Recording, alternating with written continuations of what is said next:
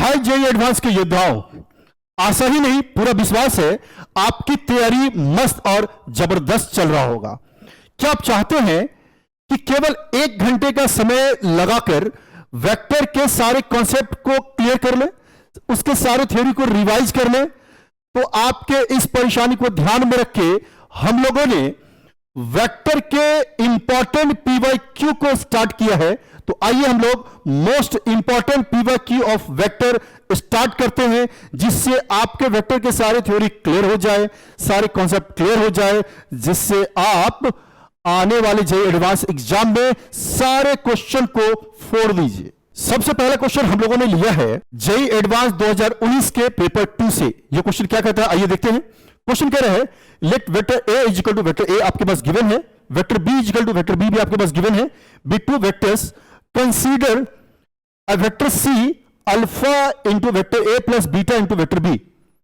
उसके बाद कह रहा है जहां पे अल्फा और बीटा आपका रियल नंबर गिवन है, फिर कह रहा है if projection of vector C on the vector A plus B is 3√2 then find the minimum value of, इसका मिनिमम वैल्यू आपसे पूछा गया है।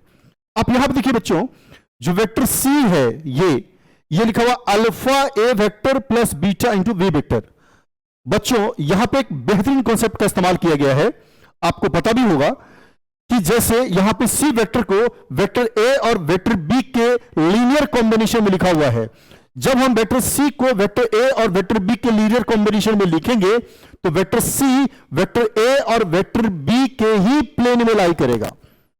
इसका मतलब कि अगर वेक्टर सी वेक्टर ए और वेक्टर बी के लीनियर कॉम्बिनेशन में है तो जिस प्लेन में वेक्टर ए और वेक्टर बी होगा उसी प्लेन में वेक्टर सी भी होगा। मींस अब फाइनली हुआ कि वेक्टर ए वेक्टर बी और वेक्टर सी तीनों एक प्लेन में हो गया, यानी को प्लेनर वेक्टर हो गया। आइए इसका फायदा क्या है, यानी इससे क्या, यह भी हम लोग समझते हैं। इसके बाद जो है कह रहा है कि इसका वैल्यू बताइए। तो एक काम करते हैं बच्चों, हम लोग इसी को पहले स्टार्ट करते हैं और देखते हैं क्या है इसमें।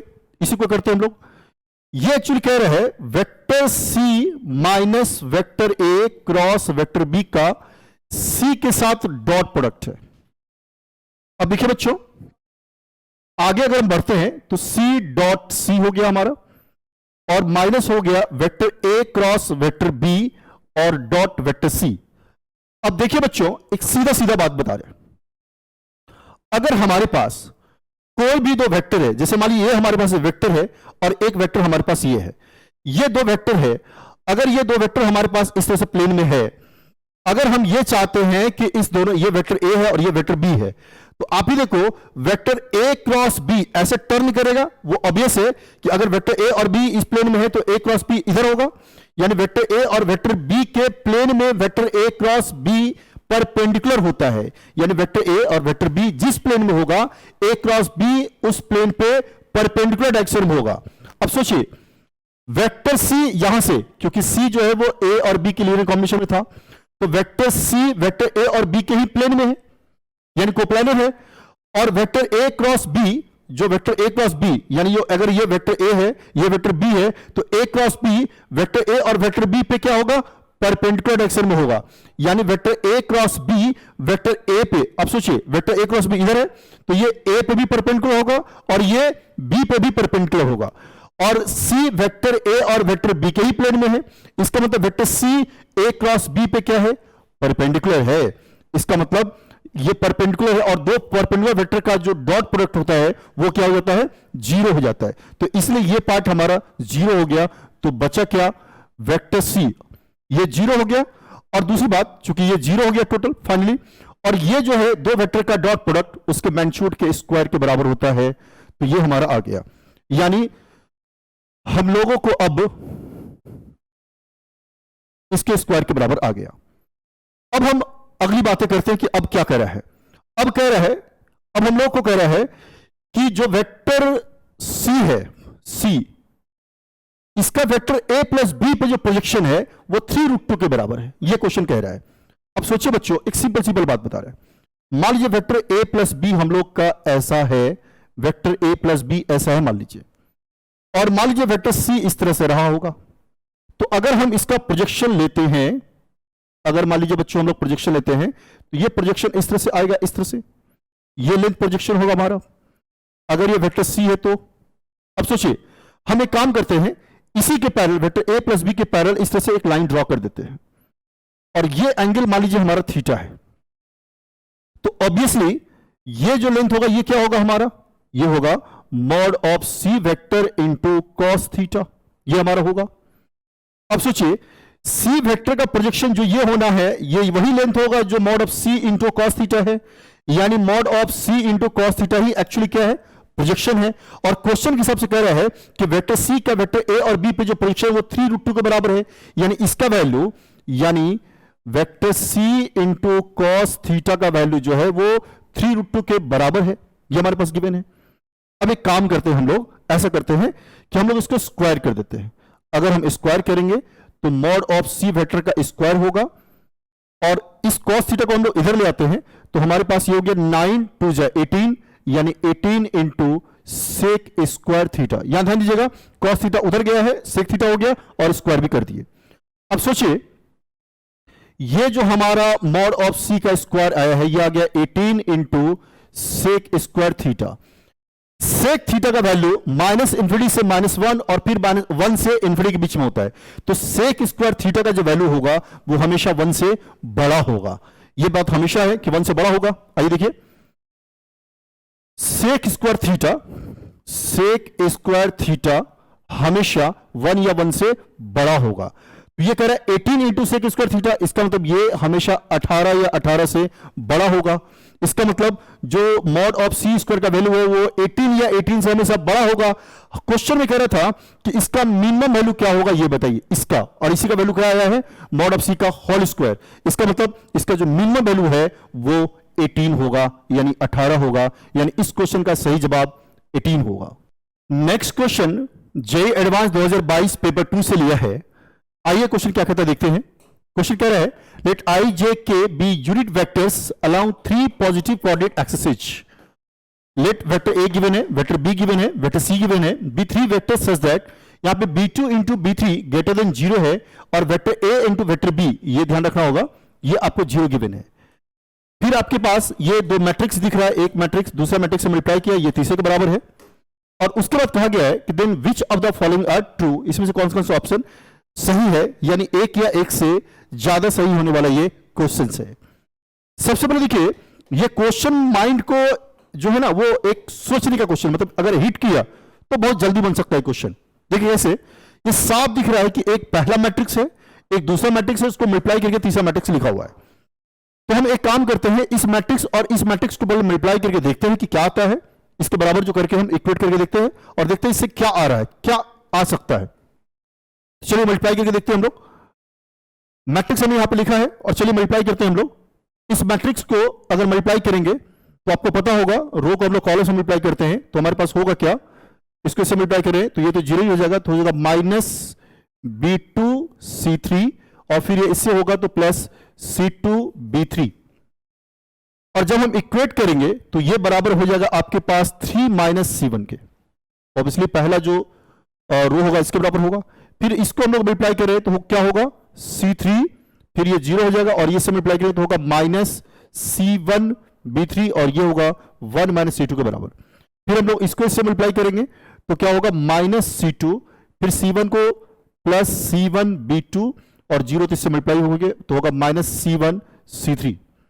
अब थोड़ा सा यहां पे थोड़ा सा अपने दिमाग को दौड़ाइए और पकड़ में आएगा आपको कि क्या दिख रहा है। इस क्वेश्चन में जो दिख गया, अगर एक बार पकड़ा, कोई भी बच्चा का दिमाग हिट कर गया तो क्वेश्चन यूं बन जाएगा, कुछ नहीं है, फिर हर वक्त क्वेश्चन बन सकता है। लेकिन अगर दिमाग हिट नहीं किया तो फिर थोड़ा सा समस्या ला सकता है। देखिए कैसे, हम लोग देखें इस क्वेश्चन को। आप इस नंबर को गौर कीजिए थोड़ा सा तो आपको पकड़ में आएगा। यहां पे देखिए 3 1 और -1 है, तो अब सोचिए अगर यहां पे i होता, यहां पे j होता, यहां पे k होता, क्या होता 3i j और -k। अब ये बात क्यों बोल रहे हैं, थोड़ा देखिए क्वेश्चन में, 3i + j और -k ये क्या है, वेक्टर a है। यानी अगर इसमें i j k रहता तो ये पहला वाला जो है ये क्या रहता, वेक्टर a। और दूसरा देखिए माइनस के बाद जो चीजें है, -c1 है, -c2 है, -c3 है, तो माइनस को छोड़ दिया अगर तो c1 c2 c3। अगर यहां पे i j और k मल्टीप्लाई करें तो होगा c1i + c2j + c3k, और ये है कौन, उसको देखिए, आपको दिखेगा c वेक्टर c1i c2j और c3k है। इसका मतलब ये हुआ कि अगर हम दोनों तरफ पहले वाले में आई मल्टीप्लाई कर देते हैं, और सेम चीज मल्टीप्लाई करने में कोई गलत बात नहीं है, तो चलिए मल्टीप्लाई कर देते हैं।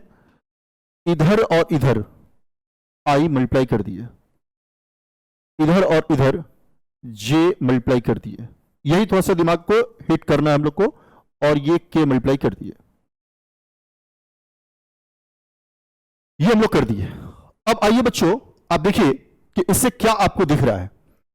थोड़ा सा आप अगर इसको ध्यान से देखिए तो ये जो इधर है आपका, ये आपका आ गया 3i प्लस जे माइनस के, ये हो गया पहला। फिर माइनस के बाद C1i C2j एंड C3k, ये हमारा आ गया। ये वेक्टर ए है और ये वेक्टर सी है हमारे पास। थोड़ा लेफ्ट हैंड साइड की बात करते हैं।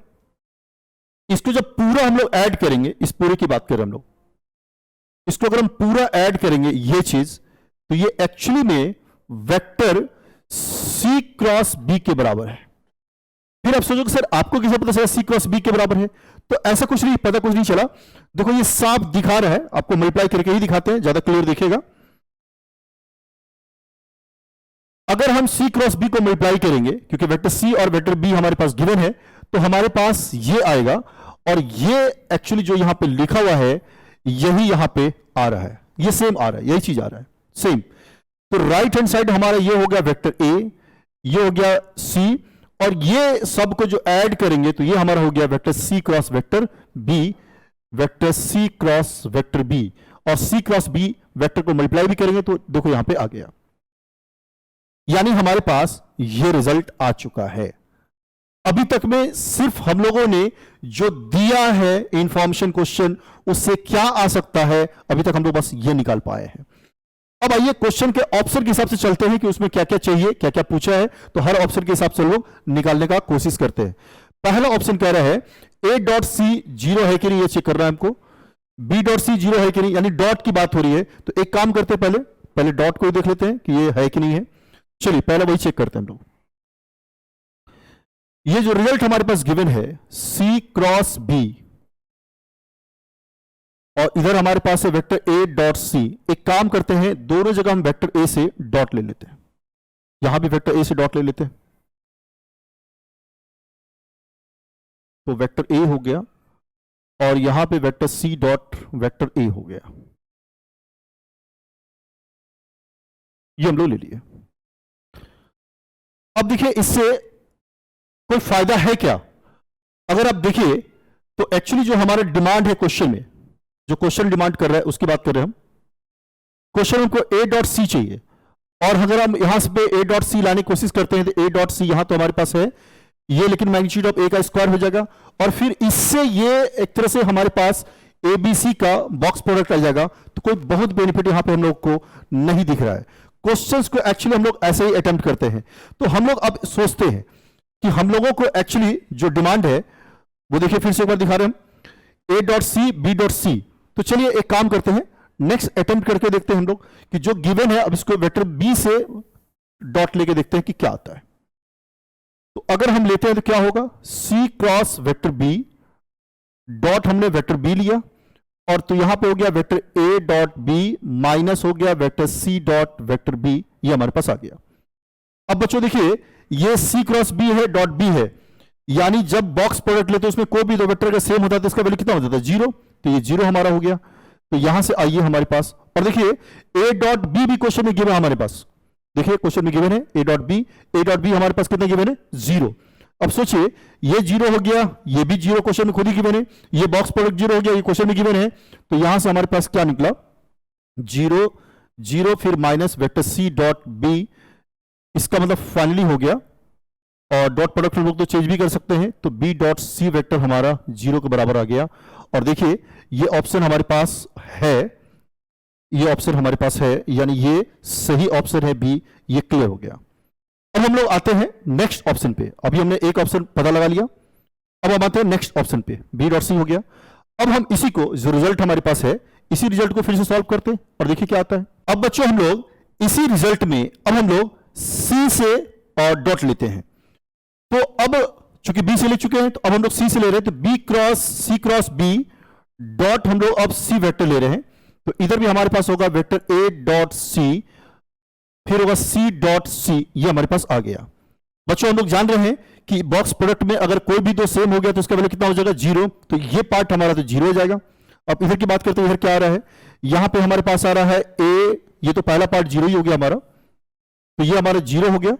और फिर ये आ गया हमारे पास ए डॉट सी माइनस, इसको हम लिख सकते हैं मैग्नीट्यूड ऑफ सी का स्क्वायर, ये वो लिख लिया।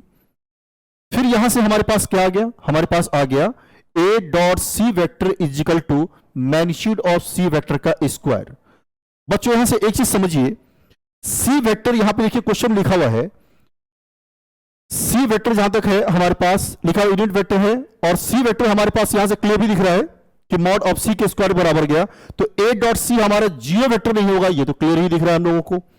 अब नेक्स्ट ऑप्शन जो हमारा, ये भी क्लियर हो गया यहां से कि ए डॉट सी जीरो नहीं होगा, यानी ये गलत हो गया, ये हमारा क्लियर दिख रहा है हम लोगों को। अब हम नेक्स्ट पे आ रहे हैं कि अब यहां से और आगे बढ़ते हैं। अब देखो बच्चों, इस चीज को अगर मान लेते हम लोग कि वेक्टर ए और वेक्टर सी के बीच का एंगल थीटा अगर है, तो हम क्या लिखेंगे, magnitude of a magnitude of c cos theta is equal to magnitude of c का स्क्वायर। अब हम मॉड ऑफ सी एक अगर कैंसिल कर देंगे तो हमारे पास क्या मिलेगा, हमारे पास मिलेगा magnitude of a cos theta is equal to magnitude of c, ये हमारे पास मिलेगा। अब देखिए बच्चों, मॉड ऑफ ए का वैल्यू हमें पता है, अब देखिए क्वेश्चन में गिवन है, क्योंकि वेक्टर ए हमारे पास गिवन है, वेक्टर ए हमारे पास ये गिवन है, तो यहां से मैग्नीट्यूड ऑफ ए का वैल्यू कितना हो जाएगा हमारे पास, रूट अंडर 9 + 1 यानी रूट अंडर 11, ये हमारे पास आ जाएगा। तो ये वैल्यू हम लोग वहां पे पुट कर देते हैं, तो ये हमारे पास रूट अंडर 11 है, यानी यहां से हमारा निकला कि mod of C vector is equal to है root under 11 into cos theta, ये हमारे पास है। अब देखिए क्वेश्चन क्या पूछा है, वो देखिए जो नेक्स्ट ऑप्शन है कि mod of C less than equal to 11, यानी मॉड ऑफ सी का मैक्सिमम वैल्यू 11 होना चाहिए, ये सही है कि नहीं, आइए चेक कर लेते हैं। अब सोचिए cos थीटा का मैक्सिमम वैल्यू कितना हो सकता है, 1, अगर मैक्सिमम वैल्यू 1 पुट करेंगे तो इसका मतलब है कि मॉड ऑफ सी का मैक्सिमम वैल्यू कितना होगा, रूट 11। इसका मतलब ये हुआ कि जो नेक्स्ट ऑप्शन था ये ऑप्शन भी हमारा सही है, ये ऑप्शन भी हमारा सही हो गया, ये ऑप्शन गलत हो चुका है, ये सही हो चुका है, ये हो गया। अब हमारे पास एक ऑप्शन और बचा, वो ऑप्शन कौन सा है, बी। बी ऑप्शन के बारे में क्या है ये हम लोग देखते हैं। तो एक काम हम लोग करते हैं बी ऑप्शन निकालने के लिए, वेक्टर ए हमारे पास गिवन है और वेक्टर बी हमारे पास गिवन है, ए का अगर हम बी के साथ डॉट ले तो क्या होगा, यहीं पे लेते हैं। देखो अगर हम वेक्टर ए का वेक्टर बी के साथ डॉट ले तो हमारे पास आने वाला है 3 और फिर आएगा प्लस b2 और माइनस b3, ये हमारे पास आ गया। अब क्वेश्चन में वेक्टर ए डॉट बी हमारे पास 0 गिवन है, इसका मतलब इसका वैल्यू कितना हो जाएगा, 0, यानी यहां से हम लोग को समझ में आ गया कि b3 माइनस b2 का जो वैल्यू है वो एक्चुअली में 3 के बराबर है। इसको उधर लेके जा रहे हैं तो हो गया b3 माइनस b2, ये वैल्यू हमारा 3 के बराबर है। जबकि क्वेश्चन हमसे कह रहा है वेक्टर बी के बारे में, वेक्टर बी, तो वेक्टर बी का मैग्नीट्यूड के बारे में बात कर रहे हैं, तो वेक्टर बी का अगर हम मैग्नीट्यूड लिखेंगे तो हमारे पास होने वाला है, यहां से देखिए कितना होने वाला है, root under of 1 plus b2 का स्क्वायर एंड b3 का स्क्वायर। अच्छा चलिए ये हमारे पास है, तो हम लोग एक काम करते हैं, यहीं से इसको स्क्वायर कर देते, अगर स्क्वायर कर देंगे तो क्या होगा, b2 का स्क्वायर होगा, b3 का स्क्वायर होगा, माइनस 2b2 b3, और ये एक्चुअली में 9 के बराबर होगा, है ना। तो फिर यहां से अगर हम इसका वैल्यू लिखना चाहें तो क्या होगा, आप देखो यहां पे हमारे पास होगा रूट अंडर ऑफ 1, फिर क्या होगा, ये वैल्यू इसकी वैल्यू लिखा इधर आ गया, हो गया प्लस 9 और प्लस 2 इंटू b1 b2, ये हमारे पास आ गया, यानी फाइनली हमारे पास ये हो गया root under 10 plus 2b1 b2, ये हमारे पास आ गया। ठीक है बच्चों, अब देखिए हमारे पास ये आ गया, और क्वेश्चन देखिए क्या लिखा हुआ है, क्वेश्चन लिखा हुआ है कि b1 और b2 का जो प्रोडक्ट है वो पॉजिटिव है, ये क्वेश्चन में लिखा हुआ है, यानी हर हाल में ये पॉजिटिव है, ये कंफर्म है। तो आप सोचिए मॉड ऑफ b हमारा आ गया root under of 10 plus 2 into b1 b2, और दूसरी बात, ये पार्ट हमारा पॉजिटिव है। इसका मतलब ये हुआ कि मॉड ऑफ बी √10 प्लस और पॉजिटिव के बराबर है। और ऑप्शन देखिए क्या कह रहा है, कह रहा है कि जो मॉड ऑफ बी है, वेक्टर बी, ये 10 से बड़ा होगा। तो आप ही देखो यहां पे 10 प्लस समथिंग पॉजिटिव, इसका मतलब ये हुआ कि ये ऑब्वियसली 10 से बड़ा, √10 से बड़ा होगा। तो इसका मतलब ये ऑप्शन भी हमारा सही है। यानी इस क्वेश्चन में अगर आप देखा जाए बच्चों, तो आप देख सकते हो कि इस क्वेश्चन में आपका ए ऑप्शन सिर्फ रॉन्ग है, B option, C option, D option, यानी बी, सी और डी, ये तीनों ऑप्शन इस क्वेश्चन का सही जवाब है। नेक्स्ट क्वेश्चन बच्चों, जेईई एडवांस 2021 पेपर 2 से लिया गया है। आइए क्वेश्चन क्या कहता है देखते हैं। क्वेश्चन कह रहा है, let O be the origin and O A vector आपके पास गिवन है। ये ओ ए वेक्टर आपके पास गिवन है, ओ बी वेक्टर आपके पास गिवन है, और ओ सी वेक्टर भी जो गिवन है, जो ओ ए और ओ बी वेक्टर के रिलेशन में गिवन है। लैम्डा पॉजिटिव है, ये भी आपको ध्यान रखना होगा। फिर कह रहा है कि अगर O B cross O C vector 9/2 के, इसका जो मैग्नीट्यूड है वो 9/2 के बराबर है, then which of the following statement are true. इसका मतलब ये क्वेश्चन भी एक या एक से अधिक ऑप्शन सही होने वाला क्वेश्चन है। आइए देखते हैं हम लोग, चूंकि ओ ए वेक्टर गिवन है, ओ बी वेक्टर गिवन है, और ओ सी वेक्टर यहां पे हमारे पास गिवन है, और कह रहा है इसका मॉड जो है वो 9/2 के बराबर है। तो एक काम करते हैं हम लोग, इसी से स्टार्ट करते हैं। आप यहां पर अगर देखिए तो ओ बी वेक्टर को आप ओ सी वेक्टर से अगर क्रॉस करते हैं, यहीं से हम लोग स्टार्ट करते हैं, तो देखिए क्या होता है। ओ बी वेक्टर हमारे पास है ही, जो है वही लिख दो, और ओ सी वेक्टर हमारे पास जो यहां पे है, ओ सी वेक्टर जो हमारे पास है, तो वो है 1/2 O B vector minus lambda into O A vector, ये हमारे पास आ गया। फिर O B vector cross O C vector हमारे पास क्या आ रहा है वो देखिए, ये सेम वेक्टर का क्रॉस प्रोडक्ट होगा तो 0 हो जाएगा, तो हो जाएगा minus λ/2 O B vector cross O A vector. बच्चों ध्यान से देखिएगा, ओ बी वेक्टर तो क्या क्रॉस प्रोडक्ट में 0 हो गया, ओ बी वेक्टर किसके साथ क्रॉस करें तो माइनस λ/2 आ गया, ओ B vector cross O A vector. यहां पे एक बड़ा स्मार्ट चीज है जो आप इस्तेमाल कर सकते हो, इसको चेंज भी कर सकते हैं हम, यहां से ओ सी वेक्टर या उधर ही चेंज कर देते हैं, एक ही बात है। ओ B vector cross O C vector को हम लिख सकते हैं λ/2, और इस माइनस का यूज करके हम इसको लिख देते हैं O A vector cross O B vector, ये हम लोग लिख दिए। अब ओ ए वेक्टर देखिए हम लोग को पता है, यहां से ओ वेक्टर क्वेश्चन में गिवन है, ओ बी वेक्टर हमको पता है यहां से क्वेश्चन में, तो ये दोनों वेक्टर पता है, और हम वेक्टर प्रोडक्ट से आराम से, जब दो वेक्टर हमारे पास पता होता है तो आराम से वेक्टर प्रोडक्ट से हम दोनों का वैल्यू निकाल सकते हैं। तो चलिए आपका समय थोड़ा बचे, इसके लिए हमने ये किया है, ओ ए वेक्टर और ओ बी वेक्टर का क्रॉस प्रोडक्ट हम लोग यहां पर निकालेंगे, जो इसके बराबर हमारे पास आ गया। अब देखिए बच्चों, हम लोगों ने ओ बी क्रॉस ओ सी निकाला है, जो ये है, और ओ ए और ओ बी का क्रॉस वेक्टर अभी हम लोग निकाले हैं। तो ओ B vector cross O C vector क्या होगा, ओ B vector cross O C vector क्या होगा, क्योंकि हम लोग यहां पे देखिए ओ ए और क्रॉस ओ बी का वैल्यू यहां पे निकाल चुके हैं हम लोग, तो अब हम लोग इसी वैल्यू को यहां पे पुट कर दिए हैं, और पुट करने के बाद 3 हम लोग कॉमन निकाले हैं, इसी में से अगर 3 कॉमन निकालेंगे तो क्या हो जाएगा, 2i minus J and minus 2k, ठीक है, और यहां पे λ/2 है तो हो गया 3 λ/2, और फिर ये वेक्टर हमारे पास आ गया। अब कह रहा है क्वेश्चन कि इसका मैग्नीट्यूड जो है वो 9/2 के बराबर है, तो पहले हम लोग इसका मैग्नीट्यूड निकाले। तो जब हम लोग इसका मैग्नीट्यूड निकालेंगे, यहां पे जो यहां पे लिखे हैं मैग्नीट्यूड निकालेंगे, तो देखिए 9 λ/2 O B vector cross O C vector का अगर मैग्नीट्यूड निकालेंगे, तो ये जो हमारे पास है 3 λ/2, इसको रहने दीजिए। इस वेक्टर का मैग्नीट्यूड हम लोग क्या लिखेंगे, इस वेक्टर का हम लोग मैग्नीट्यूड लिखेंगे 4, फिर क्या होगा +1 और +4। बच्चों देखिए ये आपके पास हो जाएगा 9 √9, √9 का वैल्यू कितना होता है 3 को फिर इससे मल्टीप्लाई करेंगे तो कितना होगा 9 λ/2, तो यही लिखा हुआ है हम लोग 9 λ/2। और क्वेश्चन में O B cross O C vector का मैग्नीट्यूड 9/2 के बराबर गिवन है। आप देखिए क्वेश्चन में ओ B vector cross O C vector का क्रॉस 9/2 के बराबर गिवन है, और इसका वैल्यू अभी हम लोग सॉल्व करके लाए हैं 9 λ/2, तो ये 9 λ/2 जो है वो 9/2 के बराबर होगा। जब ये 9/2 के बराबर होगा तो ऑब्वियसली यहां से मॉड ऑफ लैम्डा बराबर कितना होगा 1 होगा, तो यहां से लैम्डा का 2 वैल्यू आ सकता है +1 और -1। लेकिन देखिए क्वेश्चन में फिर लिखा है कि लैम्डा जो है वो पॉजिटिव है, ये क्वेश्चन में लिखा हुआ है। तो लैम्डा चूंकि पॉजिटिव है तो ऑब्वियसली हम लोग लैम्डा का वैल्यू क्या लेंगे, यहां से 1 लेंगे, तो लैम्डा बराबर हमारे पास 1 आ गया। अब आइए आगे की बातें करते हैं। लैम्डा का वैल्यू हमारे पास 1 आ गया।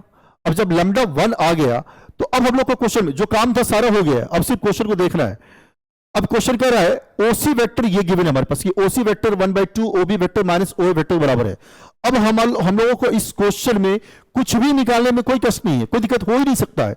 उसका रीजन ये है कि अब देखिए क्वेश्चन में ओ वेक्टर पता ही है, ओबी वेक्टर पता ही है, तो पूछ रहा है ओसी वेक्टर क्या होगा। तो चलिए निकालते हैं, उसको भी दिखा रहे हैं कि क्या क्या गिवन है आपको।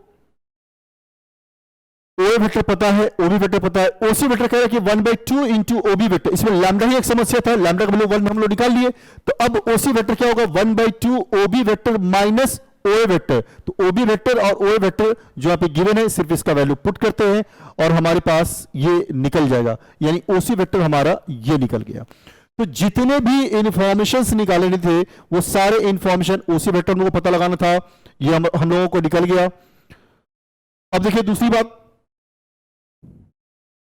ओसी वेक्टर को पता चल गया, लैम्डा का वैल्यू यहां से पता चल ही गया, ओ वेक्टर पता ही है, ओबी वेक्टर पता ही है, ओसी पता चल ही गया। अब हम लोग आते हैं सारे ऑप्शंस पे एक एक करके कि ऑप्शन जो कह रहा है उसमें से कौन सा सही है कौन सा नहीं है, ये हम लोग चेक करते हैं। तो आइए फर्स्ट ऑप्शन से चेक करते हैं। कह रहा है projection of OC vector, OC vector पता चल चुका है, ओ वेक्टर पे क्या होगा। प्रोजेक्शन आप जानती है एकदम सिंपल होता है, अगर आपको प्रोजेक्शन निकालना है तो हम लोग लिखे हैं प्रोजेक्शन ऑफ ओसी वेक्टर का, तो क्या होगा, OC vector dot O vector upon magnitude of O vector, और इसको सॉल्व करेंगे तो ये -3/2 के बराबर होगा। तो क्या ये ऑप्शन है या नहीं है, तो अगर हम इसको चेक करना चाहें तो हाँ ये है, इसलिए पहला ऑप्शन हमारा सही हो गया। अब कह रहा है area of triangle O A B 9/2 होगा, ये चेक करना है हम लोगों को। तो आइए हम लोग चेक करते हैं ये 9/2 है या नहीं है। कोई ट्राइंगल हम बना लेते हैं, देखिए यहां पे जैसे मान लीजिए कि हम लोग एक ट्रायंगल बना लिए, ए है बी है और ये हम लोगों ने ट्रायंगल बना लिया ओ है। तो कोई भी ट्रायंगल का एरिया, अगर ये ओ ए वेक्टर है ये ओ बी वेक्टर है, तो अगर हम एरिया ऑफ ट्रायंगल अगर हम लिखेंगे ट्रायंगल ओ ए बी, तो हम लोग क्या लिखेंगे 1/2 magnitude of O A vector cross O B vector. और ओ ए वेक्टर हमको पता ही, क्वेश्चन खुद ही गिवन है, ओबी वेक्टर खुद ही गिवन है, सिर्फ पुट करना है और क्रॉस प्रोडक्ट निकालना है और तो कुछ कर रही है। तो आइए देखिए ओबी वेक्टर गिवन है, ओए वेक्टर गिवन है हमारे पास, तो क्रॉस प्रोडक्ट हम लोग निकाल लेते हैं। तो देख लेते हैं हम लोग कितना आता है। देखिए यहाँ पे ओए वेक्टर हमारे पास गिवन ही है, ओबी वेक्टर हम लोग को गिवन ही है, इन दोनों को हम लोग क्रॉस प्रोडक्ट निकालेंगे जो हम लोग आराम से निकाल सकते हैं। ओए वेक्टर और ओबी वेक्टर का अगर हम क्रॉस प्रोडक्ट निकालेंगे तो होगा आई जे के, और यहाँ पे होगा 2 2 1 और क्या होगा 1 -2 और 2। इसको सॉल्व करेंगे और सॉल्व करने से देख लो कितना आएगा, आई यहां पे हो ही गया, ये मल्टीप्लाई होगा तो 4 हो गया और +2 हो गया तो 6 हो गया। इसके बाद हम लोग -j कर देते हैं, -j करने के बाद क्या होगा, फिर यहां पे देखो ये 4 हो गया और -1 तो यानी 3 हो गया हमारे पास। फिर हम लोग +k वेक्टर कर दिए और ये कितना आ गया हमारे पास, यहां पे हो गया -4 -2 -6 हो गया, यानी हमारे पास OA क्रॉस OB वेक्टर का वैल्यू आ गया 6i -3j -6k। अब इसी चीज को हम लोग यहां पे पुट करेंगे और उसका मैग्नीट्यूड निकालेंगे। तो मैग्नीट्यूड अगर निकालेंगे, देखिए फिर से इसका मैग्नीट्यूड निकालेंगे, अगर मैग्नीट्यूड अगर निकालेंगे तो होगा √6² + 3² + -6 का स्क्वायर, और जब आप निकालेंगे तो फाइनली जो आपके पास वैल्यू आएगा वो आ जाएगा 9, और ये 2 है तो 2 से डिवाइड होगा इसलिए 9/2 होगा। तो अब है कि एरिया ऑफ ट्रायंगल यहां से हम लोग OAB का निकाले 9/2, क्या यही है या नहीं है, चेक कर लेते हैं ऑप्शन में यही है कि नहीं है। तो area of triangle OAB is 9/2, इसका मतलब ये ऑप्शन भी आपका सही हो चुका है। अब कह रहा है कि एरिया ऑफ ट्रायंगल ABC क्या है। अब देखिए बच्चों ABC का हम लोग निकालते हैं और देखते हैं कि क्या आता है। अगर हमारे पास ABC है, यहीं पे चलिए बनाते हैं हम लोग ABC, अगर हमारे पास एक अगर कोई, चलिए ऐसे ही दिखाते हैं,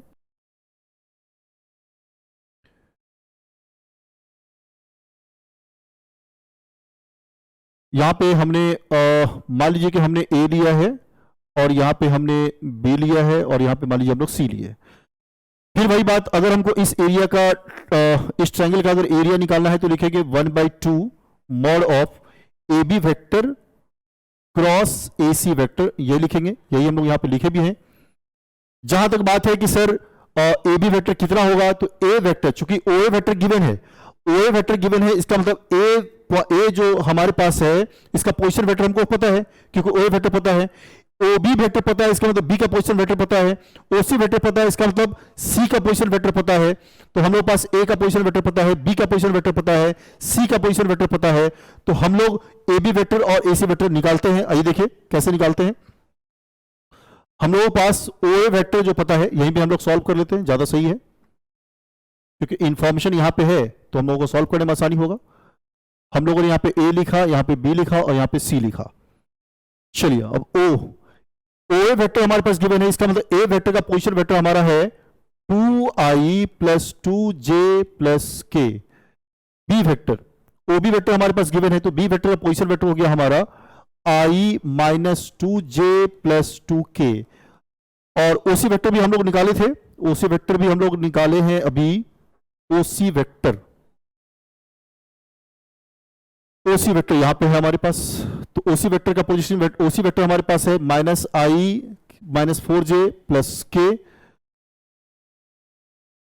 माइनस आई, फिर क्या था, माइनस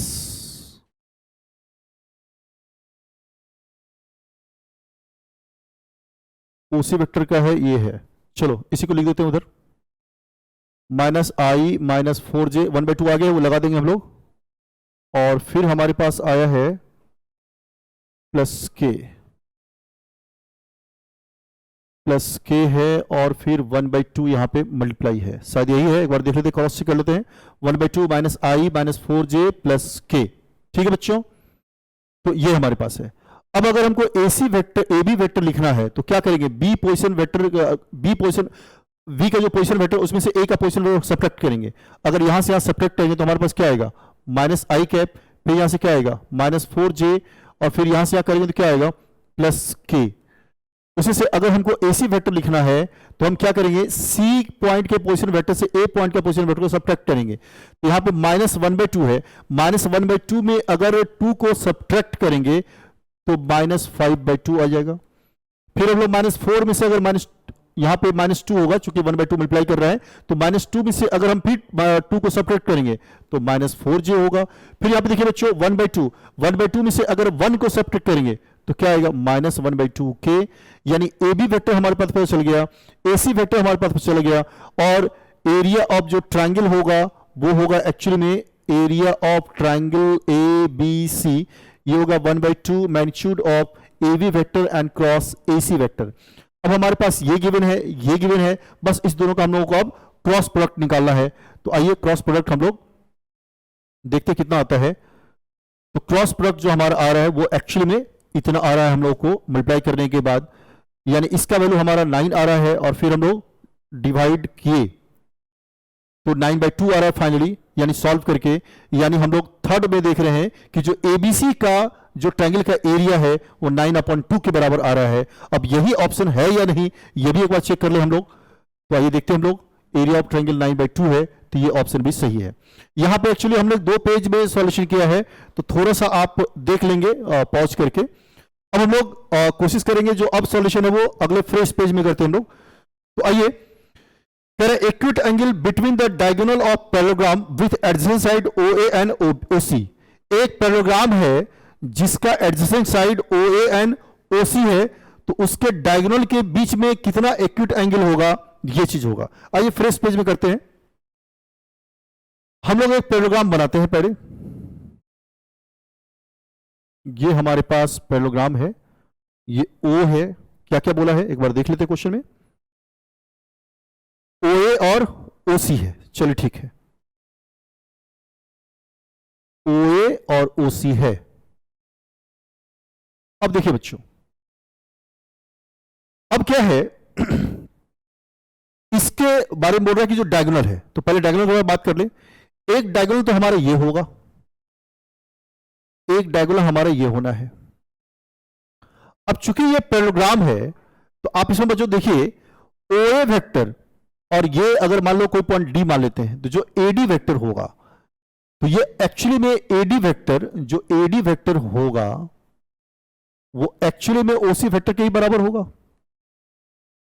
तो हम अगर इस वेक्टर को, जो ओडी वेक्टर है, ओडी वेक्टर को अगर हम वेक्टर d1 मान लें, तो ये एक्चुअली में क्या होगा, ओए वेक्टर और प्लस एडी वेक्टर, और एडी वेक्टर किसके बराबर होगा, ओसी वेक्टर के बराबर, तो प्लस लिख देंगे ओसी वेक्टर हम लोग।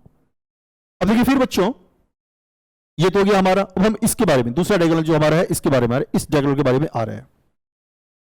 अब इस डायगोनल की जहां तक बात है, एसी वेक्टर की बात करते हैं हम लोग। अब यहां पे देखते हैं हम लोग, अगर एसी वेक्टर के बारे में लिखे तो ट्रायंगल रूल ऑफ एडिशन को फॉलो करें तो ओसी वेक्टर प्लस सीए वेक्टर ओए वेक्टर के बराबर होगा। एक बार फिर से देखिए, हमारा D1 वेक्टर पता चल चुका है, ये डायगोनल वेक्टर है और ये हमारा D1 वेक्टर है, कोई कंफ्यूजन एकदम नहीं होना चाहिए। अब आइए हम दूसरा इसको रिप्रेजेंट कर रहे हैं। यहां से देखिए, इन ट्रायंगल OAC, इस ट्रायंगल की बात करें, इसमें क्या होगा, इसमें होगा एक्चुअली में OC vector plus CA vector is equal to OA vector, है ना। और CA वेक्टर की अगर हम बात करें तो CA वेक्टर हमारे पास होने वाला क्या है, वो देखिए, CA वेक्टर होने वाला है, OC उधर चला जाएगा तो जगह OA vector minus OC vector. अब देखिए बच्चों, इसको हम लोग जो दूसरा वाला है, इस डायगोनल वेक्टर को हम लोग D2 वेक्टर मान लेते हैं। तो यहां से पता चल गया कि D2 वेक्टर जो हमारा होना है वो होना है OA vector minus OC vector, ये हमारा पता चल गया। अब ये जो पैरेललोग्राम है, इसका दोनों डायगोनल वेक्टर हम लोग को पता चल गया। एक आ गया हमारा OA vector plus OC vector, दूसरा आ गया OA vector minus OC vector. अब क्वेश्चन यही कह रहा है कि जो दोनों डायगोनल है उसके बीच का इक्विट एंगल आप निकालिए। तो आपको जो हम लोग स्केलर प्रोडक्ट में यूज करते हैं, cos theta is equal to दो वेक्टर का डॉट प्रोडक्ट अपॉन उस दोनों वेक्टर का मैग्नीट्यूड का प्रोडक्ट, वही यहां हम लोग को करना है। अगर हमको cos थीटा लिखना होगा, अगर हमको cos थीटा लिखना है तो cos थीटा बराबर हमारा क्या होगा, आइए वो देखते हैं हम लोग। cos थीटा बराबर होगा d1 vector dot d2 vector upon magnitude of d1 vector into magnitude of d2 vector, ये हमारे पास आएगा। अच्छा, d1 वेक्टर और d2 वेक्टर निकालने में हमको इसलिए समस्या नहीं है क्योंकि क्वेश्चन में हमको OA वेक्टर पता चल चुका है, OC वेक्टर हमको पता चल चुका है। तो OA वेक्टर और OC वेक्टर चूंकि क्वेश्चन में पता चल चुका है, तो d1 वेक्टर अगर निकालेंगे तो d1 वेक्टर हमारा ये होगा। अगर हम d2 वेक्टर निकालना चाहेंगे तो OA चूंकि पता है, OC हमको पता है, तो हम d2 वेक्टर भी आराम से निकाल सकते हैं और d2 वेक्टर हमारा ये होगा। ये फिर हमने d1 वेक्टर का मैग्नीट्यूड लिखा है, ये हमने d2 वेक्टर का मैग्नीट्यूड लिखा है, और फिर सॉल्व करने के बाद cos थीटा का ये वैल्यू आ चुका है। यानी cos थीटा का वैल्यू हमारे पास ये आ चुका है। यानी यहां से देख लेते हैं, cos theta is equal to 18 upon 3√2, चाहे तो इसको कैंसिल भी कर सकते हैं, 19 आ गया। अब देखिए क्वेश्चन में आप देख सकते हो, अगर हम कैंसिल भी करेंगे तो यहां पे 6 होगा, ये √2 होगा और ये √9 होगा। किसी भी सूरत पे ये 1/2 के बराबर तो नहीं आ सकता, ये तो आपको दिख रहा है 1/2 के बराबर नहीं आएगा। इसका मतलब थीटा का जो वैल्यू है वो π/3 तो नहीं हो सकता है। इसका मतलब यहां से क्लियर दिख रहा है हम लोग को कि थीटा कभी भी π/3 के बराबर तो यहां कम से कम नहीं दिख रहा है। जबकि क्वेश्चन में कह रहा था, जो लास्ट इसका ऑप्शन है, कि जो ये पैरेललोग्राम है, इस पैरेललोग्राम के दोनों डायगोनल के बीच का जो इक्विट एंगल होगा वो एक्चुअली में आना चाहिए π/3, और π/3 नहीं आ रहा है। इसीलिए इस क्वेश्चन का जो हमारा लास्ट ऑप्शन है डी, ये ऑप्शन हमारा सही नहीं है, यानी ये गलत है। तो इस क्वेश्चन का जो सही जवाब होगा वो ए ऑप्शन होगा, बी ऑप्शन होगा, सी ऑप्शन होगा, लेकिन डी नहीं होगा। नेक्स्ट क्वेश्चन हम लोगों ने जेईई एडवांस 2021 पेपर 1 से लिया है। आइए क्वेश्चन क्या कहता है देखते हैं। क्वेश्चन कह रहा है vector u, vector b, vector w be vectors in 3 dimensional space, यानी 3 वेक्टर आपके पास गिवन है। कह रहा है vector u and vector b are unit vector, ध्यान रखना है कि ये यूनिट वेक्टर है। कह रहा है which are not perpendicular to each other, दोनों एक दूसरे में परपेंडिकुलर नहीं है, ये भी गिवन है। फिर सारे का वैल्यू गिवन है कि u डॉट w वेक्टर क्या है और v डॉट w का क्या है, और फिर w डॉट w का क्या है, ये गिवन है। फिर कह रहा है it the volume of parallel pipe which adjacent side are represented by the vector u, b and w is √2। बच्चों आपको याद होगा स्केलर ट्रिपल प्रोडक्ट जब हम पढ़ते हैं तो वहां पे वो पढ़ते हैं कि अगर कोई पैरेलल का adjacent side vector u, vector b और वेक्टर w है, तो उस पैरेलल का जो वॉल्यूम होगा वो वेक्टर u, वेक्टर b और वेक्टर w का बॉक्स प्रोडक्ट या स्केलर ट्रिपल प्रोडक्ट होगा। तो यहां भी सेम यही गिवन है। इसका मतलब जो वॉल्यूम ऑफ पैरेलल होगा वो वेक्टर u, वेक्टर b और वेक्टर w का बॉक्स प्रोडक्ट होगा। तो हम लोग इसका पहले वॉल्यूम जो है उसको लिखते हैं। तो वॉल्यूम हमारे पास ये √2 के बराबर होगा। क्लास में बच्चों ये पढ़े होंगे, जब स्क्वायर हम लोग करते हैं तो ये इस डिटरमिनेंट के बराबर हो जाता है। तो ये बस जो आप जानते हैं वही हम अप्लाई कर रहे हैं। तो हम लोग फिर यहाँ पे स्क्वायर कर दिए, √2 का स्क्वायर कर दिए तो ये 2 हो गया। अब देखिए बच्चों इसमें ये दोनों u डॉट u ये हमारे पास 1 के बराबर होगा, लेकिन यहां जो u डॉट b है इसका वैल्यू हम लोग को नहीं पता है। u डॉट b लिखे या b डॉट u लिखे इसका वैल्यू हम लोग को नहीं पता है, इसको हम लोग x मान लिए हैं। और सबका वैल्यू पता है u डॉट u, क्योंकि दोनों यूनिट वेक्टर 1 हो जाएगा। फिर हम लोग को b डॉट b यानी सारा ये इसका भी वैल्यू पता है, इसका भी वैल्यू पता है, तो सारे वैल्यू जो पता है उसको भी लिख दिए, और जो इस दोनों का नहीं पता है तो उसको हम लोग x मान लिया है। ये वैल्यू हमारा 2 के बराबर है। अब इस डिटरमिनेंट को सॉल्व करेंगे, इस डिटरमिनेंट को जब सॉल्व करें तो ये इसके बराबर आएगा, और फिर ये 2 हम लोग सेपरेट कर दिए इधर। सेपरेट करने के बाद जो फाइनली हमारे पास इस डिटरमिनेंट को सॉल्व करेंगे तो ये हमारा आता है 4x² माइनस 2x प्लस 2, और इधर हमारा 2 है, तो फाइनली हो जाता है 4x² माइनस 2x बराबर 0। अब यहां से हम जब 2x कॉमन लेंगे तो हमारे पास फिर हो जाएगा x 2x minus 1 is equal to 0, यानी यहां से x बराबर 0 और 1/2 दो आंसर आएगा, यानी यहां से हमारे पास 2 आंसर आएगा। x हम लोगों ने किसको माना था? x हम लोगों ने माना था u डॉट b को। इसका मतलब u डॉट b का वैल्यू 0 होगा या 1/2 के बराबर होगा, जबकि क्वेश्चन में दिया हुआ है कि वेक्टर u और वेक्टर b जो है वो यूनिट वेक्टर है, मींस नॉन जीरो वेक्टर है। और दूसरी बात कि वेक्टर u और वेक्टर b जो है वो आपका परपेंडिकुलर वेक्टर नहीं है। अब किसी भी दो वेक्टर का डॉट प्रोडक्ट 0 कब होता है? जब उस दोनों में से कोई भी एक वेक्टर 0 वेक्टर हो जाए, या दोनों आप वेक्टर जो है वो परपेंडिकुलर हो जाए अगर नॉन जीरो है तो। लेकिन यहां पे वेक्टर u और वेक्टर b दोनों यूनिट वेक्टर है यानी नॉन जीरो वेक्टर है, और दोनों परपेंडिकुलर भी नहीं है। इसका मतलब वेक्टर u और वेक्टर v 0 नहीं होगा, ये तो क्लियर है। तो ये तो संभव ही नहीं है कि ये 0 वेक्टर होगा। तो सिंगल संभावना है कि वेक्टर u वेक्टर b जो है वो 1/2 के बराबर होगा। अब जो हम लोगों को डिमांड किया है क्वेश्चन, हम लोग इसको निकालते हैं। हम लोगों से क्वेश्चन इसका वैल्यू बोला है कि निकालिए, तो आइए हम लोग इसका वैल्यू निकालते हैं। 3u vector plus 5v vector, आसान क्वेश्चन है काफी। ये हम लोग ये फॉर्मूला पढ़े भी होते हैं, तो हम लोग इसको अगर लगाएंगे तो क्या हो जाएगा, 9 इंटू यू वेक्टर का स्क्वायर 25 इंटू वी वेक्टर के मैग्नीट्यूड का square plus 2 into 3 into you vector फिर डॉट 5 इंटू वी वेक्टर, ये होता है हमारा। अब देखिए बच्चों सबका वैल्यू हम लोग पता है, फिर भी एक बार लिख देते हैं। यू वेक्टर है 25, वी वेक्टर का मैग्नीट्यूड का स्क्वायर है, और ये हमारे पास कितना होगा, 5 3 जा 15 2 जा 30, तो 30 into u dot v vector, u dot v vector आ गया। अब सबका वैल्यू पता है, ये तो हमारे पास पता है यूनिट वेक्टर, ये भी यूनिट वेक्टर है, तो ये 9 प्लस 25 प्लस 30 और फिर 1/2। फाइनली अगर हम सबको सॉल्व करेंगे तो ये 49 हमारा आ गया। यही चीज आपका टाइम वेस्ट ना हो इसलिए हमने ये लिखा था यहां पे। तो हमारे पास ये 49 आ गया। ये 49 एक्चुअली इसका स्क्वायर के बराबर आया है, तो इसके स्क्वायर के बराबर आया है, यानी कि 3u प्लस 5b वेक्टर के मॉड के स्क्वायर के बराबर 49 आया है। तो ऑब्वियसली हमारे पास 3u प्लस 5v वेक्टर बराबर कितना होगा, 7 होगा। माइनस होने का कोई चांस ही नहीं क्योंकि मॉड है, तो यानी 7 होगा। यानी इस क्वेश्चन का जो सही जवाब है वो 7 होगा। जो ये क्वेश्चन हमारे पास गिवन था, इस क्वेश्चन का जो सही जवाब है वो 7 होगा।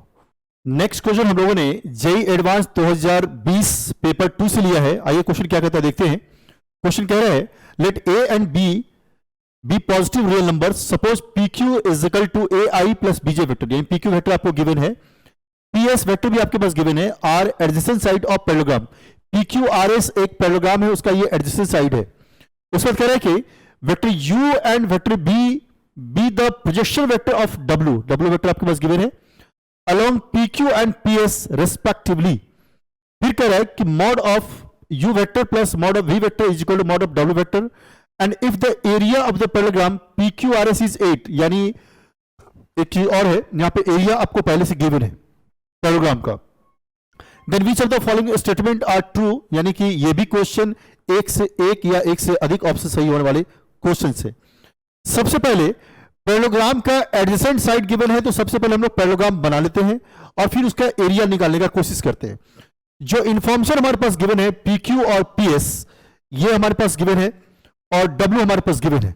तो हम एक पैरेललोग्राम बनाते हैं। जो पैरेललोग्राम हमने बनाया है PQ और PQRS हमारे पास पैरेललोग्राम बना हुआ है।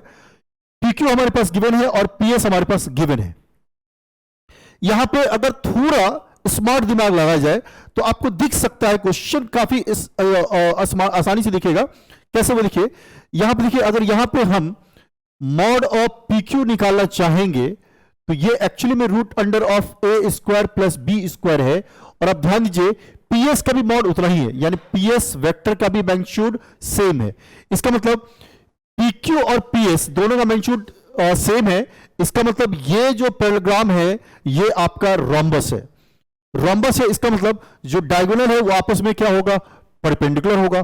अच्छा, आप चाहो तो डायगोनल वेक्टर, जैसे ये हम अगर डायगोनल वेक्टर निकाल रहे हैं PR वेक्टर, अगर हम D1 वेक्टर मान रहे हैं इसको, और जो PR वेक्टर अगर है तो ऑब्वियसली PR वेक्टर क्या होगा, PQ प्लस ये QR, ये तो PS के बराबर होगा, यानी PQ plus PS, PQ vector होगा प्लस PS वेक्टर होगा, और दोनों को ऐड करेंगे तो 2A I कैप हो जाएगा। इसके बाद अगर हम ये वेक्टर को ये हमने D1 वेक्टर माना है इसको, अगर इसको हम D2 वेक्टर माने, है ना, तो D2 वेक्टर जो होगा हमारे पास ये हो जाएगा क्या, SQ, और ये क्या होगा PQ vector minus PS vector, और PQ में से PS अगर घटाएंगे तो होगा 2B वेक्टर J कैप। ये हमारे पास आ रहा है, और ये आपस में परपेंडिकुलर भी होगा। बच्चों, जब पता चल चुका है कि ये रोम्बस है और इसका अगर हमको एरिया रोम्बस का लिखना है तो ऑब्वियसली 1/2 इंटू दोनों जो डायगोनल का प्रोडक्ट है वही लिखेंगे। तो D1 वेक्टर ये है, तो डायगोनल D1 का मैग्नीट्यूड होगा कितना, D1 का मैग्नीट्यूड होगा 2A, और D2 का मैग्नीट्यूड कितना होगा, ये होगा 2B। तो एरिया ऑफ पैरेललोग्राम होगा PQRS, ये होगा 1/2 इंटू जो पहले डायगोनल का लेंथ है 2A और जो दूसरे डायगोनल का लेंथ है 2B। ये आप देखो बेटा, ये कट गया, कैंसिल हो गया हमारे पास, तो क्या हो गया 2AB। और अब देखो बच्चों, जो क्वेश्चन है उसमें आपको गिवन है कि जो PQRS आपका पैरेललोग्राम है उसका एरिया 8 के बराबर है। इसका मतलब ये 8 के बराबर है, यानी यहां से पता चल गया आपको कि A बिंटू A B का जो प्रोडक्ट है वो 4 के बराबर है। अब यहां तक अभी तक हम लोग निकाले कि A इंटू B का जो प्रोडक्ट है वो 4 के बराबर है। अब जो क्वेश्चन में और क्या क्या कह रहा है या और क्या गिवन है, आइए इसको देखते हैं। क्वेश्चन बोल रहा है अब U and B be the projection vector of W along PQ and PS। अब देखिए U PQ पे और B PS पे W का प्रोजेक्शन है। U जो है, let U and B the projection vector, अच्छा प्रोजेक्शन वेक्टर है, इसका मतलब मैग्नीट्यूड ऑफ U जो होगा वो W वेक्टर का प्रोजेक्शन PQ के ऊपर होगा, और B का जो मैग्नीट्यूड होगा वो W वेक्टर का PS पे जो प्रोजेक्शन होगा वो होगा। तो आइए लिखते हैं उसको, फिर से सुनिएगा। वेक्टर U का जो मैग्नीट्यूड होगा वो W वेक्टर का प्रोजेक्शन जो PQ पे बनेगा वो होगा, और वेक्टर B का जो मैग्नीट्यूड होगा वो W वेक्टर का जो प्रोजेक्शन PS पे बनेगा वो होगा। तो आइए इसको भी देखते हैं कि कैसे निकालते हैं। आपको थोड़ा टाइम बचे तो बस कैलकुलेशन हमने कर दिया है। U वेक्टर का जो मैग्नीट्यूड होगा W वेक्टर का प्रोजेक्शन PQ पे है तो हमने वो निकाला है, और ये A plus B upon root under A square plus B square, क्योंकि PQ तो वेक्टर हमको पता है ही। सेम जो मॉड ऑफ W V होगा, ये W वेक्टर का PS वेक्टर का प्रोजेक्शन था, तो वो हम लोग चूंकि PS वेक्टर गिवन था तो ये हमारे पास आ गया। अब क्वेश्चन बोल रहा है, क्वेश्चन खुद ही गिवन है कि U वेक्टर का मैग्नीट्यूड B वेक्टर का मैग्नीट्यूड W वेक्टर का मैग्नीट्यूड के बराबर है। तो U वेक्टर हम लोग यहां से निकाल लिए, V वेक्टर हम लोग यहां से निकाल लिए, और W वेक्टर क्वेश्चन देखिए गिवन है हमारे पास। W वेक्टर भी क्वेश्चन यहां पर गिवन है, W वेक्टर गिवन है I प्लस J। तो मैग्नीट्यूड ऑफ W वेक्टर जो है वो क्या होगा, रूट अंडर 1 प्लस 1 यानी रूट 2। तो W वेक्टर का मैग्नीट्यूड होगा रूट 2, तो रूट 2 हम लोग लिख दिए। फिर इसको सॉल्व किए तो ये हमारे पास आया, और ये √2 के बराबर है। फिर यहां से हम लोगों ने क्या किया, इसको स्क्वायर कर दिया, स्क्वायर किया तो हमारे पास ये आ गया, और फिर यहां से आ गया कि a स्क्वायर बराबर है b स्क्वायर के। यहां पे हम लोगों ने मान के चला है कि जो a है वो b से बड़ा है, ये एज्यूम करके चल रहे हैं हम लोग। आइए अब आ गया कि a स्क्वायर बराबर b स्क्वायर है, चूंकि a स्क्वायर बराबर b स्क्वायर है तो a को हम लोग b के बराबर ले ली, यानी यहां से a बराबर b आ गया, क्योंकि दोनों हमको पॉजिटिव लेना था। अब a और b पॉजिटिव है, a और b पॉजिटिव है, आइए इसको भी कंफ्यूजन आप दूर कर लीजिए। यहां पे देखिए साफ साफ क्वेश्चन में लिखा है कि a and b are positive real number, तो इसीलिए हमारे पास जब a स्क्वायर b स्क्वायर के बराबर आया तो a और b दोनों पॉजिटिव, क्वेश्चन भी गिवन है, इसका मतलब a और b आपस में बराबर है, इक्वल है। फिर हम लोगों ने अभी रिजल्ट निकाला था कि a इंटू बी का जो वैल्यू है वो 4 के बराबर है।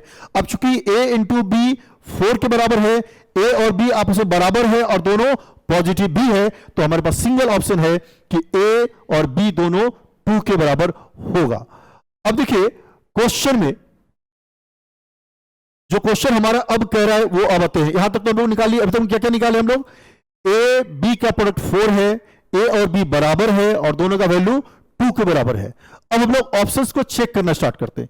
चूंकि हम लोगों ने निकाला है कि a और b का वैल्यू दोनों 2 के बराबर है, तो a प्लस b जो 4 के बराबर लिखा हुआ है ये तो सही ऑप्शन है हमारा। लिखा हुआ a माइनस बी है तो ये हमारा गलत हो गया, ये ऑप्शन गलत हो गया हमारा। फिर कह रहा है the length of diagonal P R of the parallelogram P Q R S is. अब देखिए length of diagonal P R vector हम लोगों ने अभी निकाला था, और पी आर वेक्टर हमारा जो आया है, पी आर वेक्टर यहां पे देखो ये आया है 2a वेक्टर इंटू 2a आई कैप। 2a आई कैप वेक्टर नहीं होगा, आई कैप होगा, सिर्फ आई कैप, ठीक है। यहां भी b होगा सिर्फ। अब देखिए तो इसका मतलब जो पी आर वेक्टर है वो 2a आई कैप अगर आया हुआ है तो इसका मतलब पी आर वेक्टर का जो मैग्नीट्यूड होगा, फिर से बता दें, पी आर वेक्टर का जो आया है वो आया है 2a आई कैप, तो पी आर वेक्टर का जो मैग्नीट्यूड होगा वो कितना होगा 2a, और a का वैल्यू कितना है 2, तो इसका मतलब 2 2 जा कितना होगा 4, यानी पी आर का वैल्यू आ गया 4, और पी आर जो डायगोनल है उसी के बारे में पूछा गया है। तो क्वेश्चन का जो नेक्स्ट ऑप्शन है वो कह रहा है length of diagonal P R, तो 4 है, ये सही ऑप्शन है। और तो नेक्स्ट पे कह रहा है W is the angle bisector of vector PQ and PS। PQ and PS, आइए देखते हैं पहले PQ and PS। PQ and PS का जो एंगल बाइसेक्टर है वो देखिए आपका ये है, PR है, और जो PR वेक्टर आ रहा है वो क्या आ रहा है देखिए 2AI। 2AI का मतलब अगर यहां पे 2 पुट करेंगे तो आ गया 4I, यानी जो एंगल बाइसेक्टर यानी जो ये PR है ये आपका 4I है। और क्वेश्चन का ऑप्शन क्या है W is the angle bisector, चूंकि W यहां पे I प्लस जे कैप है, ये 4I नहीं है, इसका मतलब ये ऑप्शन आपका गलत है, ये रॉन्ग आंसर है। यानी इस क्वेश्चन का जो सही आंसर है वो A एंड C ऑप्शन है, A और C ऑप्शन इस क्वेश्चन का सही जवाब है। Next question JEE advance 2020 paper 1 से लिया गया है। आइए देखते हैं क्वेश्चन क्या कहता है। क्वेश्चन कह रहा है in a triangle PQR let vector A is equal to QR, vector B is equal to RP vector and vector C is equal to PQ vector। फिर वेक्टर A का मैग्नीट्यूड गिवन है, vector B का magnitude given है आपके पास, और फिर ये इसके बराबर गिवन है, तब पूछ रहे हैं कि इसका वैल्यू क्या होगा। यहां पे एक चीज देखो बच्चों, PQR एक ट्रायंगल है, चलिए ट्रायंगल बना ही लेते हैं हम लोग। PQR एक ट्रायंगल है तो ट्रायंगल बना लेते हैं, PQR एक ट्रायंगल है।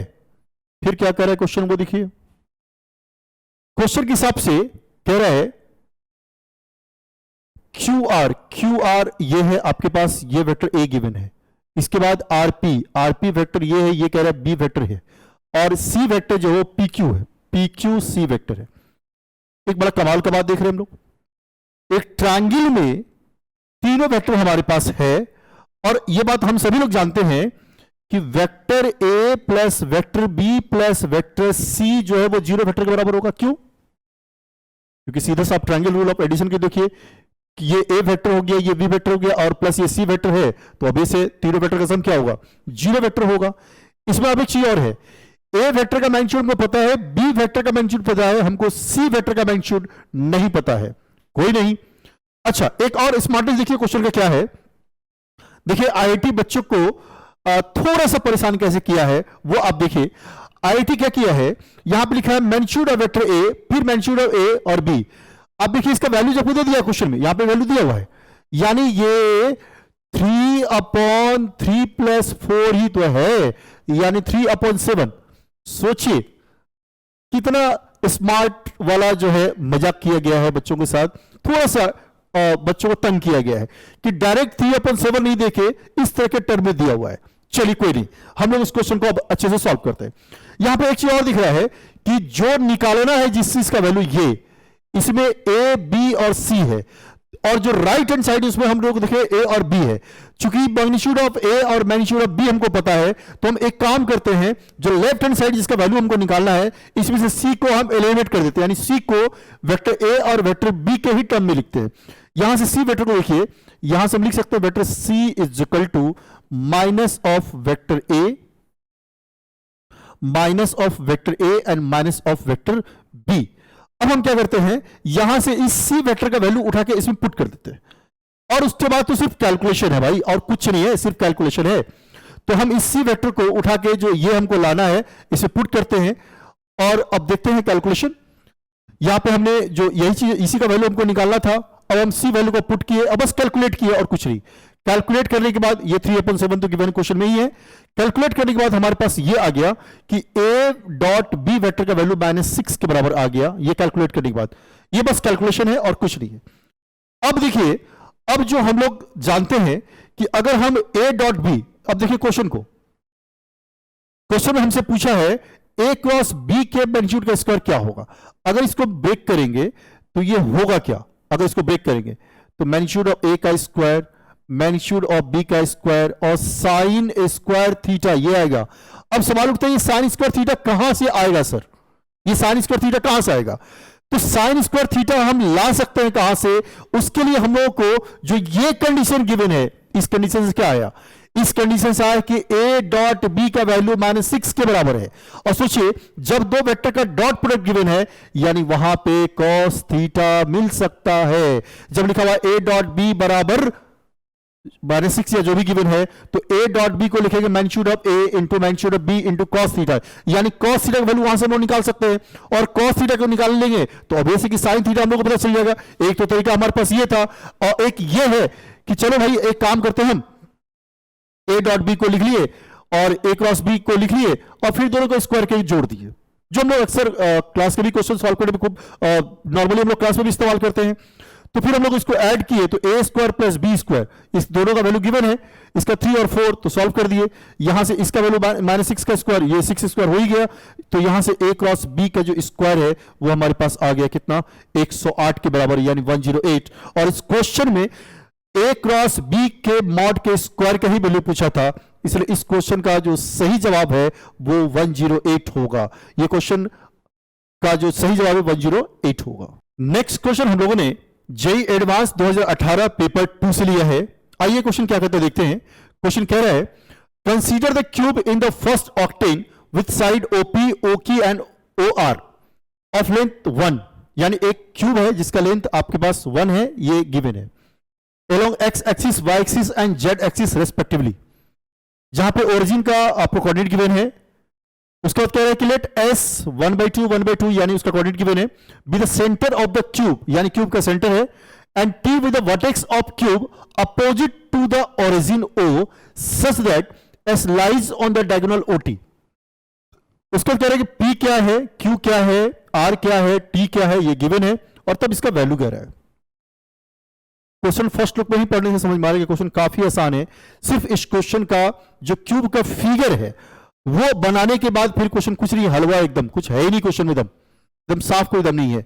तो कहने का सेंस है कि हम लोग चलिए इसको ट्राई करते हैं। तो मेन है कि फिगर बनाना और उसके बाद कोऑर्डिनेट को रिलेट करना, बस ये कर लिए तो फिर क्वेश्चन हलवा है। आइए इस क्वेश्चन को सॉल्व करते हैं हम लोग। आपका टाइम बचे से फिगर हमने पहले बना लिया आपको। अब देखिए यही हमारे पास एक क्यूब है, P x एक्सिस पे है, Q y एक्सिस पे है, और R जो है वो Z एक्सिस पे है।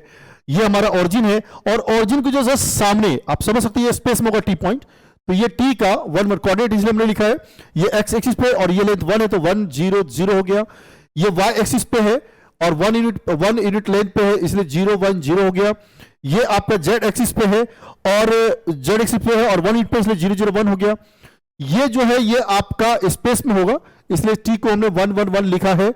और देखिए क्या कह रहे हैं क्वेश्चन कह रहे हैं एस जो है वो क्यूब के एकदम मिडिल में है। इसका मतलब अगर ओ को हम टी से मिलाएंगे, अगर हम इसको मिलाएंगे, अगर हम ओ को टी से मिलाएंगे, ये जो डायगोनल मिलाएंगे, तो ठीक इसी का जो मिड पॉइंट होगा ना वही एक्चुअली में एस होगा। आप सोचो ओरिजिन है यहां पे टी पॉइंट है, ये ओरिजिन यहां पे टी पॉइंट है, ये 1 1 1 है, ये टी 1 1 1 है, ये 0 0 है, तो ठीक इसका मिड पॉइंट क्या होगा 1/2 1/2 1/2। ये जो एस होगा ये एक्चुअली में ओ और टी को मिलाने वाले डायगोनल पे ही होगा और उसी का मिड पॉइंट जो होगा वो एस होगा। तो एस का कोऑर्डिनेट जो हो जाएगा वो हो जाएगा हमारा 1/2 1/2 1/2 1/2 1/2 1/2, ये कोऑर्डिनेट हो जाएगा एस का। अब जहां तक बात है क्वेश्चन में आगे की, ये एक्चुअली बस फिगर समझने का चीज है, फिगर समझ गए फिर क्वेश्चन में कोई खास कुछ नहीं है। तो हम लोग ये समझ गए कि ओटी का मिड पॉइंट यानी जो ओटी डायगोनल होगा इस क्यूब का उसका मिड पॉइंट होगा। अब जो कह रहा है उसको हम लोग देखते हैं। क्वेश्चन कह रहा है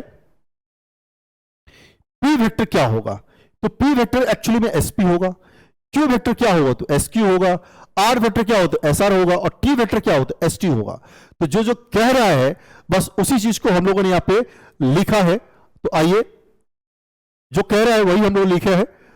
तो इस हिसाब से पी वेक्टर हमारा ये हो जाएगा, क्यू वेक्टर हमारा ये हो जाएगा, कुछ नहीं है बस हम लोग सब्ट्रैक्ट करते चले गए हैं। एस को हम लोग सब्ट्रैक्ट करेंगे और फिर उसके बाद एस को पी से, तो चलिए यहां से यहां सब्ट्रैक्ट करके देख लेते हैं। एस पी वेक्टर है तो हम लोग क्या करेंगे, अगर सब्ट्रैक्ट करेंगे हम लोग तो यहां से चलो इसको सब्ट्रैक्ट करते हैं। अगर तो 1 में से हमारा चल गया 1/2 हो गया, फिर 0 में से 1/2 सब्ट्रैक्ट किया तो -1/2 हो गया, फिर 0 में से 1/2 सब्ट्रैक्ट किया तो -1/2 हो गया। उसी वजह से फिर आपके पास जैसे एस क्यू सेम उसी वजह से हमारे पास है। आइए देखिए उसको, क्यू जो है एस क्यू है, एस क्यू का मतलब देखिए आप क्यू पॉइंट हमारा यहां पे है तो अब सेपरेट किए तो क्या किए 0 में से फिर 1/2 सेपरेट किए तो -1/2 होगा, 1 में से 1/2 सेपरेट किए 1/2 होगा, 0 में से 1/2 सेपरेट किए -1/2 होगा। सेम उसी से वेक्टर आर जो है वो देखिए आपके पास गिवन है एस आर है। एस आर का मतलब क्या है देखिए आर हमारे पास यहां पे है तो अब देखिए यहां से 0 में से 1/2 सेपरेट करेंगे -1/2, 0 से फिर 1/2 सेपरेट करेंगे -1/2 और 1 में से 1/2 सेपरेट करेंगे तो फिर क्या होगा 1/2 होगा। आर भी लिख दिए। टी पॉइंट हमारा क्या कह रहा है, आइए देखिए वो भी टी देख लीजिए कि क्या कह रहा है। टी कह रहा है एस टी, यानी एस टी का मतलब हुआ जो टी पॉइंट है वहां से लेना है। तो अब देखिए 1 में से 1/2 सेपरेट करेंगे, फिर वहां से 1 में से 1/2 सेपरेट करेंगे और फिर यहां से 1 में से 1/2 सेपरेट करेंगे तो हमारे पास ये आ गया चारों वेक्टर, यानी पी क्यू आर और टी वेक्टर हम लोगों को पता चल गया। अब जो क्वेश्चन आगे कह रहा है वो देखिए क्या कह रहा है, कह रहा है कि then find the value of ये। अब सोचिए जब P पता चल गया, Q पता चल गया, R पता चल गया, T पता चल गया तो अब कुछ है बस क्रॉस प्रोडक्ट निकालना और तो कुछ बचा ही है, यानी बस कैलकुलेट कर रहा है क्योंकि चारों वेक्टर को पता चल गया, अब कैलकुलेट कर रहा है। तो आइए कैलकुलेट करते हैं हम लोग। चारों वेक्टर पता चल गया अब बस उसको कैलकुलेट करना है। तो यही हम लोग P Q R जो है बस हमने इसको यहाँ पे कैलकुलेट किया है और कैलकुलेट करने के बाद आ जाता है ये कितना, चूंकि मॉड है तो 1/2 के वेक्टर आता है तो मॉड है तो के कैप का मॉड तो 1 होगा, इसलिए इसका आंसर कितना होगा 1/2। इसलिए ये जो क्वेश्चन हमारे पास गिवन है इस क्वेश्चन का आंसर 1/2 होगा। नेक्स्ट क्वेश्चन हम लोगों ने लिया है जेईई एडवांस 2018 पेपर 1 का। आइए क्वेश्चन क्या कहता है देखते हैं। क्वेश्चन कह रहा है कि let A vector and B vector be 2 unit vector such that, दोनों यूनिट वेक्टर है और कह रहा है कि वेक्टर ए डॉट बी 0 के बराबर है। अब सोचिए यहां पे ए वेक्टर और बी वेक्टर यूनिट वेक्टर है और ए डॉट बी 0 के बराबर है। चलिए आगे देखते हैं फिर क्या कर रहा है। For some x and y belongs to R, let x और वाई रियल नंबर है, let c vector is equal to x A vector plus Y B vector plus A cross B vector. If mod of c, यानी c vector का magnitude भी आपको given है, and the vector C is inclined at the same angle alpha to both A vector and B vector, then the value of 8 into cos square alpha is। दो तीन बातें समझना है। सबसे पहला कि यहां जो लिखा है सी वेक्टर जो है वेक्टर ए और वेक्टर बी के साथ सेम एंगल बना रहा है, अल्फा एंगल ही बना रहा है। दूसरी बात, वेक्टर सी का मैग्नीट्यूड आपको पता है, ये सब इंफॉर्मेशन आपको देखना है। तीसरी बात ये कि वेक्टर ए और वेक्टर बी जो है वो यूनिट वेक्टर है, यानी कि नॉन जीरो वेक्टर है, और दोनों का डॉट प्रोडक्ट जीरो है। तो अगर दोनों नॉन जीरो वेक्टर यानी यूनिट वेक्टर है और दोनों का डॉट प्रोडक्ट अगर जीरो है, इसका मतलब वेक्टर ए और वेक्टर बी परपेंडिकुलर है। यहां से तो यह पता चल गया कि वेक्टर ए और वेक्टर बी आपस में परपेंडिकुलर वेक्टर है। यह भी क्लियर हो गया, यह इंफॉर्मेशन इस बात को रिप्रेजेंट कर रहा है। अब आइए बात पे आ रहे हैं। क्वेश्चन कह रहा है कि वेक्टर सी वेक्टर ए के साथ और बी के साथ सेम ही एंगल बना रहा है, क्वेश्चन ये कह रहा है। तो जो सी गिवन है, आइए इसी से स्टार्ट करते हैं, इसी को पकड़ते हैं जो कह रहा है ये। वेक्टर सी हमारे पास है एक्स ए वेक्टर, एक्स ए vector plus Y B vector और प्लस है ए क्रॉस बी वेक्टर। तो चूंकि हम जान रहे कि सी जो वेक्टर है वो ए से भी वही एंगल बनाता है अल्फा और बी से भी वही बनाता है, तो पहला काम हम करते हैं ए से ही इसका डॉट प्रोडक्ट लेते हैं। तो अगर हम ए के साथ डॉट ले तो क्या होगा, देखिए सी डॉट ए इधर अगर लिए, इधर जगह X A dot A plus Y B dot A और फिर इधर आएगा plus A cross B dot A. देखिए बच्चों, सबसे पहला बात, ये स्केलर ट्री प्रोडक्ट जिसमें से दो वेक्टर सेम हो गया तो इसका वैल्यू जीरो हो जाएगा, तो ये तो जीरो हो जाएगा। ए और बी आपस में परपेंडिकुलर है तो ये तो जीरो हो गया। और यहां पे जहां तक बात है, इसकी जहां तक बात है, ये क्या होगा, सी डॉट वेक्टर ए की बात करते हैं। चलिए लिखते हैं इसको। तो होगा vector C, magnitude of vector C, फिर होगा magnitude of A into cos alpha, और फिर यहां पे आ जाइए एक्स, और चूंकि ये हो जाएगा मैग्नीट्यूड ऑफ ए वेक्टर का स्क्वायर, ठीक है। अब देखिए इसका मैग्नीट्यूड गिवन है 2, इसका मैग्नीट्यूड गिवन है 1, और ये हमारा कॉस अल्फा और ये x, और ये तो 1 है ही। तो यहां से हमारे पास x बराबर हो गया 2 कॉस अल्फा, ये हमारा x का वैल्यू निकल गया यहां से। सेम जैसे ही हम लोग a के साथ इस सी वेक्टर को जैसे हमने a के साथ डॉट लिया है, वैसे ही अब हम इसी a के साथ b का भी डॉट लेते हैं, यानी b वेक्टर के साथ भी डॉट लेते हैं। तो आइए देखते हैं b के साथ डॉट लेते हैं तो क्या होता है।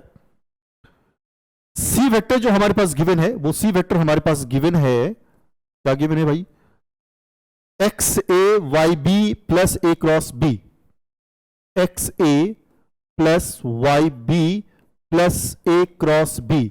अब हम इसका वेक्टर बी के साथ ले रहे हैं डॉट प्रोडक्ट। तो वेक्टर बी के साथ अगर लेंगे तो होगा c dot b is equal to x A dot b vector plus Y B dot b, और फिर होगा प्लस ए cross B vector cross B vector dot b vector, sorry. फिर वही बात, तीन वेक्टर का स्केलर ट्री प्रोडक्ट है जिसमें से दो वेक्टर सेम है, तो इसका वैल्यू कितना हो जाएगा, 0। तो ये 0 हो गया ये पार्ट। यहां पे देखिए बेटा ए और बी चूंकि दोनों परपेंडिकुलर वेक्टर है तो इसका वैल्यू कितना हो जाएगा, 0, तो यहां पे बचेगा। फिर यहां पे magnitude of C magnitude of B cos alpha और इज इक्वल टू, सॉरी, और यहां पे हो गया y into magnitude of b का स्क्वायर। अब देखिए इसका वैल्यू गिवन है 2, इसका वैल्यू गिवन है हमारे पास 2 इंटू 1 इंटू कॉस अल्फा, और ये हो गया y क्योंकि ये तो 1 ही है, तो यहां से पता चल गया कि y बराबर हो गया हमारे पास 2 कॉस अल्फा। अब आइए बच्चों बात करते हैं, अब आगे हमसे क्या पूछ रहा है क्वेश्चन, ये देखते हैं हम। क्वेश्चन हमसे कह रहा है, यहां तक तो हो गया, अब कह रहा है कि इसका निकालिए। अच्छा, 8 कॉस स्क्वायर अल्फा, ठीक है। सी वेक्टर जो हमारे पास गिवन है, यहीं पे देखा जाए, सी वेक्टर जो हमारे पास गिवन है, आइए आगे बढ़ जाते हैं, नेक्स्ट पेज पे ही करते हैं। तो हमारे पास गिवन है vector C is equal to x A vector plus Y B vector और प्लस वेक्टर ए क्रॉस वेक्टर बी। अब बच्चों अगर हम वेक्टर सी का मैग्नीट्यूड का स्क्वायर निकालते हैं तो हमारे पास क्या होगा, एक्स ए वेक्टर का मॉड का square plus Y B vector के मॉड का स्क्वायर और फिर ए क्रॉस बी वेक्टर के मॉड का स्क्वायर। फिर देखिए बच्चों इसका कितना हो जाएगा हमारे पास 4, एक्स का वैल्यू हमारे पास आ चुका है 2 कॉस अल्फा और मैग्नीट्यूड इसका तो 1 ही होता है क्योंकि यूनिट वेक्टर गिवन है, तो 2 cos अल्फा का होल स्क्वायर हो जाएगा, क्योंकि ए तो ऐसे भी यूनिट वेक्टर है। फिर यहाँ पे वाई स्क्वायर, वाई का वैल्यू हमारे पास कितना है, 2 cos अल्फा ही है, वाई का वैल्यू भी निकाले थे हम लोग 2 cos अल्फा, तो इसका स्क्वायर जो होगा बी जो हमारे पास यूनिट वेक्टर है, और ये तो ऐसे भी 1 ही हो जाएगा। तो अब हम लोग इसको सॉल्व करते हैं और देखते हैं कितना आता है हमारे पास। ये 4 को हम लोग इस साइड ले आते हैं, तो हमारे पास यहां पे हो गया 3 इज इक्वल टू, ये हो गया हमारे पास 4 इंटू कॉस स्क्वायर अल्फा, और फिर हो गया 4 इंटू कॉस स्क्वायर अल्फा, तो फिर हो गया हमारे पास 8 into cos square alpha is equal to 3। Question शायद इसी का वैल्यू पूछा है, क्वेश्चन हमसे पूछा था कि 8 इंटू कॉस स्क्वायर अल्फा का वैल्यू कितना होगा, क्वेश्चन यही पूछा था। तो इस क्वेश्चन का आंसर होगा कि 8 इंटू कॉस स्क्वायर अल्फा का जो वैल्यू है वो 3 होगा। बच्चों, आप सभी लोग इस वीडियो को देखें, अगर आपको पसंद पड़े तो जरूर इसको शेयर कीजिए और अपनी तैयारी पूरा जी जान लगा के कीजिए। यह सोच लीजिए कि ये युद्ध जीतना है किसी सूरत पे। Best of luck.